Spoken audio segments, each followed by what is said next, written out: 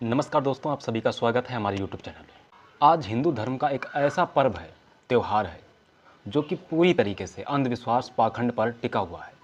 इसमें हिंदू धर्म की महिलाओं पर एक मानसिक दबाव और उत्पीड़न का दृश्य देखने को मिलता है।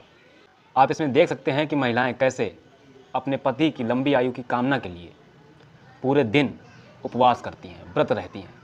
दरअसल क्या है कि हिंदू धर्म में जो स्त्रियों की स्थिति थी वो हमेशा ही बहुत नीची थी। इनको हमेशा ही दबाकर और हमेशा पैरों की तरह रखा गया।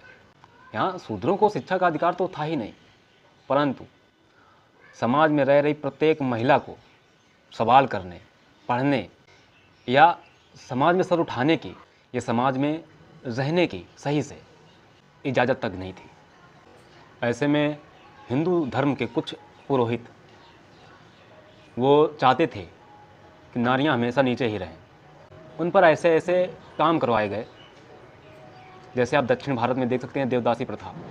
उसमें भगवान के नाम पर कैसे पंडित पुरोहित महिलाओं के साथ पीड़न करते थे। ऐसा ही है, समाज में कुछ भी अगर किसी को दबाना है, किसी काम से भड़काना है, किसी काम से अलग करना है कि उसका मन वहाँ ना लगे, उसको अधिकारों से वंचित कराना है, तो उसे किसी काम या मानसिक उत्पीड़न दो कि वो दूसरा काम भूल जाए। ऐसा ही हुआ। जितने त्यौहार हैं ये हिंदू धर्म ने नीचे तबके के लोगों पर थोप दिए।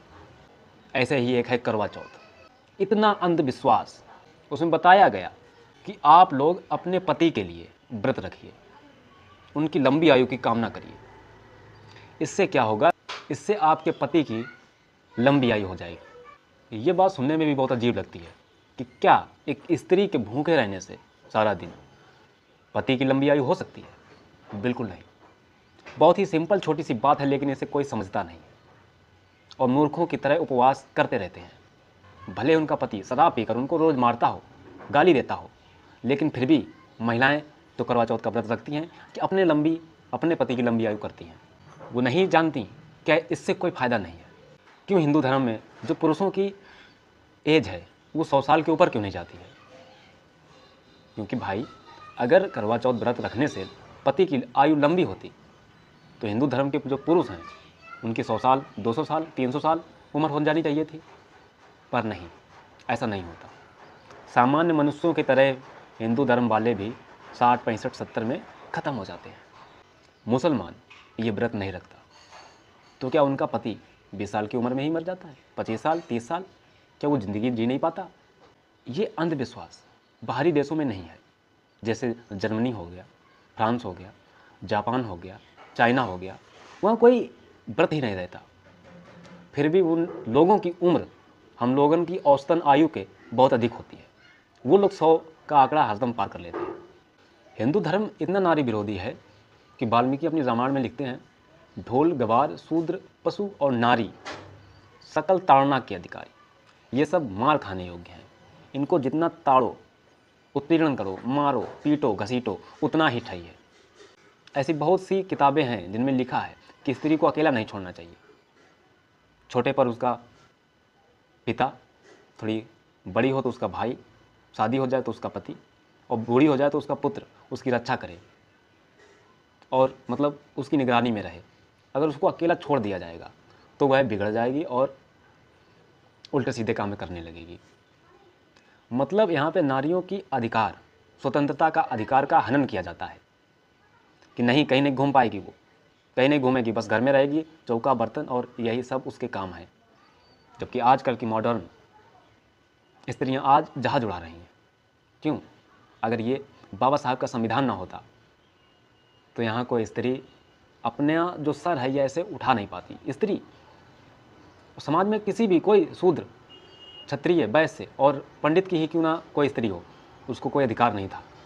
ऐसे ही दक्षिण भारत में हिंदुओं की महिलाओं पर स्तन कर लिया जाता था कि कपड़े तुम ऊपर वाले तभी पहनोगी जब कर दोगी, और वो गरीब लोग कर दे नहीं पाते थे और ऐसे ही उनको नंगा रहना पड़ता था। ये था समाज हिंदू धर्म का, जबकि ऐसा और कोई धर्म नहीं करता है। अभी हाल फिलहाल में ही नवदुर्गा उत्सव मनाया गया था, इसमें भी महिलाएं व्रत रहती हैं। इसमें महिलाओं की इज्जत क्या, उस देवी की भी इज्जत नहीं की जाती। 9 दिन बाद उसको ऐसे कूड़े में फेंका जाता है नदी नालों में ऐसे बहा दिया जाता है कि आप देख के ये कहेंगे कि यार ये है इनकी सभ्यता, ये है संस्कृति। इससे अच्छा तो है कि हम नास्तिक ही हैं। साफ सीधी बात है, हिंदू धर्म में स्त्रियों की जो स्थिति है वो बहुत ही दयनीय है। उन पर ऐसे मानसिक उत्पीड़न वाले कार्य थोपे गए हैं जिससे वो कुछ अलग सोच ना पाएँ, और सोच पा भी नहीं रही हैं। उनको लग रहा है कि मैं व्रत रहूँगी तो मेरे पति की लंबी आयु हो जाएगी। ऐसा हरगिज़ नहीं है। अगर आप अपने पति की लंबी आयु चाहती हैं, उनकी कामना करती हैं कि हाँ कि हो ही जाए, तो उनका कहना मानो। ये नहीं कि सब चीज़ कहना मानो, क्योंकि नारियों पर उत्पीड़न न तब पहले कम था न अब कम है। जो बात मानने योग्य है वो मानो, उसके साथ प्रेम से रहो, अच्छी बातें करो, और उसके मेन चीज़ उसके माता पिता से अच्छा व्यवहार करो। जितना ही पति वैवाहिक जीवन में दुखी रहेगा, जल्दी मर जाएगा। और अगर आपने उसे खुश रखा, उसकी बात मानी, उसका कहना माना, जितना ही जीवन में खुशी रहेगा उतनी ही लंबी आयु होगी। कहा जाता है laughing is the best therapy. जो हंसना है, अगर लोग जो हंसमुख होते हैं वो ज़्यादा जीते हैं। तो मेरी गुजारिश उन महिलाओं से है जो कि व्रत रहती हैं, बिल्कुल मत रहिए।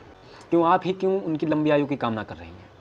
ऐसे तो पति को भी करना चाहिए व्रत, कि हमारी पत्नी रहे। और हाँ, ये शायद ऐसा हो भी रहा है, मॉडर्न युग है, इसमें पति भी रह रहे हैं करवा चौथ। ये व्रत मानसिक गुलामी है। क्या हिंदू धर्म की महिलाएं ये मुझे गारंटी दे सकती हैं कि इस व्रत से उनकी पति की आयु लंबी हो रही है? कितने साल जिएंगे आपके पति? और अगर ये गारंटी नहीं दे सकती तो इस पाखंडवाद से बाहर निकल आइए। छोड़ दीजिए ये सब जो कि आपको समाज में और पीछे धकेल रहे हैं। ये सब पर्व आखिर यहीं क्यों मनाए जाते हैं? और इसमें एक और कॉन्सेप्ट होता है कि महिलाएं पानी तक नहीं पिएंगी, सुबह ऐसे ही उठेंगी, पूरा दिन काम करेंगी। गांव में बहुत सी घर कच्चे बने होते हैं, लीपा पोती और पूरा घर का काम करेंगी, शाम खाना बनाएंगी, पूरे दिन व्रत बिना पानी के। कठिन बात है। इसका रिजल्ट 0, 0 बिल्कुल नहीं आएगा।